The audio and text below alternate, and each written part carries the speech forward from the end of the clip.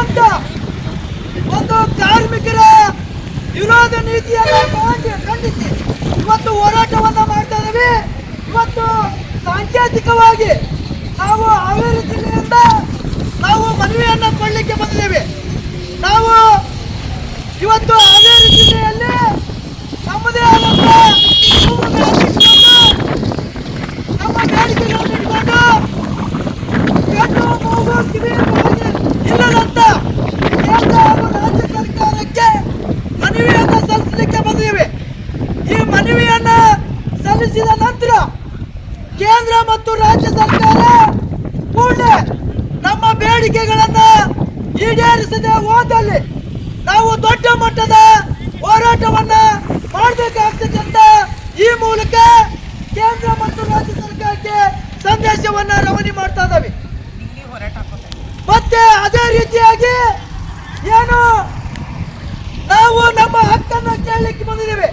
ನಾವು ದುಡ್ತಕ್ಕಂಥ ವರ್ಗ ಇವತ್ತು ಜೀತ ಪದ್ಧತಿಯಂತೆ ದುಡ್ತಾ ಇದ್ದೇವೆ. ಇವತ್ತು ಸಾಕಷ್ಟು ಕೆಲಸವನ್ನ ತೆಗೆದುಕೊಂಡು ನಮಗೆ ಕಡಿಮೆಯ ವೇತನವನ್ನು ಕೊಡ್ತಕ್ಕಂಥ ಒಂದು ನೀತಿಯನ್ನು ಖಂಡಿಸಿ ಏನು ಕೇಂದ್ರ ಸರ್ಕಾರ ಜಾರಿಗೆ ತಂದ ಕೆಲವು ನೀತಿಗಳನ್ನ ಕಾರ್ಮಿಕ ನೀತಿಗಳನ್ನ ಖಂಡಿಸಿ ಇವತ್ತು ಸಾಂಕೇತಿಕವಾಗಿ ನಾವು ಮನವಿಯನ್ನ ಸಲ್ಲಿಸಲಿಕ್ಕೆ ಬಂದಿದ್ದೀವಿ. ಎಲ್ಲ ಕಾರ್ಯಕರ್ತರು ತಮ್ಮ ನೋವುಗಳನ್ನು ಇಟ್ಕೊಂಡು ಇವತ್ತು ಹೋರಾಟಕ್ಕೆ ಬಂದಿದ್ದೀರಿ. ತಾವುಗಳ ಅರ್ಥವನ್ನ ಮಾಡ್ಕೋಬೇಕು. ಇವತ್ತು ದುಡಿತಕ್ಕಂಥ ವರ್ಗಕ್ಕೆ ಯಾವ ರೀತಿಯಾಗಿ ಅನ್ಯಾಯ ಮಾಡ್ತದೆ ಅನ್ನೋದನ್ನ ನೀವೆಲ್ಲರೂ ಕೂಡ ಅರ್ಥ ಮಾಡ್ಕೊಂಡಿದ್ದೀರಿ.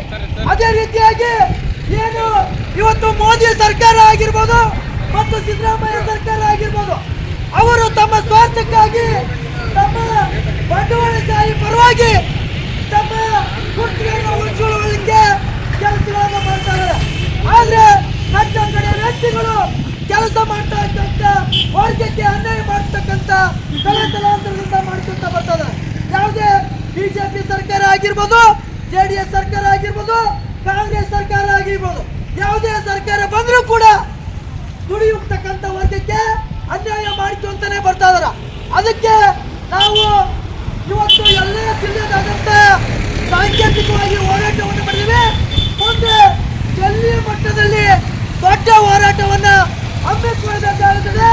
ಕೇಂದ್ರ ಸರ್ಕಾರಕ್ಕೆ ಚಕ್ರಪಾಠವನ್ನ ಬೀದಿಗಿಳಿದು ಹೋರಾಟ ಮಾಡಬೇಕಾಗ್ತದೆ ಅಂತ ಈ ಮೂಲಕ ಉತ್ತರ ಕರ್ನಾಟಕದ ಎಪ್ಪವಾಗಿಲು ಹಾವೇರಿ ಜಿಲ್ಲೆಯಿಂದ ಸಂದೇಶವನ್ನ ಕೇಂದ್ರ ಸರ್ಕಾರಕ್ಕೆ ರವಾನೆ ಮಾಡ್ತಾ ಇದ್ದೇವೆ.